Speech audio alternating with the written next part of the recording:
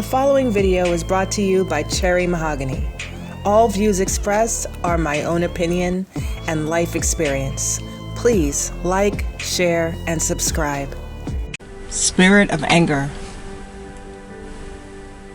I want to talk today about the spirit of anger and how in many ways it's a learnt behavior. Many people come from homes where the normal way of communicating was to blow up on people, meaning instead of just communicating with somebody because there's a problem and you want to get to the bottom of things, the initial response could be yelling, screaming, slamming things, violence. When a person is raised in a home like that, or raised with a parent like that, or parents, very often they pick up on these behaviors and it becomes normal for them. Not just that, but in many cultures, a lot of Caribbean homes, African American homes, Latin homes, Spanish homes, Italian. There's a lot of different cultures where it's normal to just raise your voice and scream at someone very quickly to show anger and aggression. So that's two strikes against a person. You got the culture of that nationality or that upbringing. Then you have the parent in the home screaming and yelling, or the parents fighting, yelling and screaming, physical, verbal aggression. When the Lord started to change me, I had just gotten married, and I realized that I brought certain qualities with me, certain qualities that come with my demographic, and certain qualities that I picked up from the way I was raised. And one of the worst things a person can do is to be aggressive to a person for minor issues. To have a spirit of aggression and anger is one of the worst things for a relationship. Being a mellow, laid back, calm, gentle voiced person, I'm not someone that's weak. There's no sign of weakness in that, even if the culture or your upbringing told you that. But to learn to allow God to change you, number one, that's the first thing.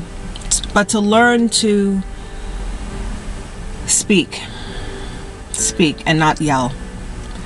To learn to talk and not scream. To communicate and not argue. To let that spirit of anger and violence and aggression go. It's definitely not just a black thing. And it's definitely not just a woman thing. But these are qualities that are often picked up on in our childhood. And I wanted to share that today because that is an evil thing that has become normalized in our society. People screaming and yelling and everything is an argument. It's very evil. It's not of God.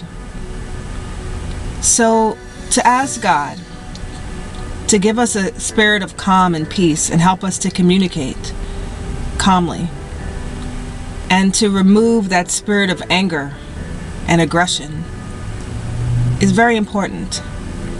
I know that the Lord sanctifies us and it takes time, but if we can pinpoint certain qualities about ourselves and ask God to help us be completely honest. This is whether you're in a relationship with someone or not. A spirit of anger like I said, is often picked up through childhood and through family experiences and experiences in life. And it doesn't have to be that way. I'm in no way less capable of defending myself because I'm not an aggressive, screaming person. Matter of fact, there's a theory in martial arts that the person that loses their cool is probably going to lose. So being calm and being collect, I believe that's of God, because God is a peaceful God. God is not a God of confusion.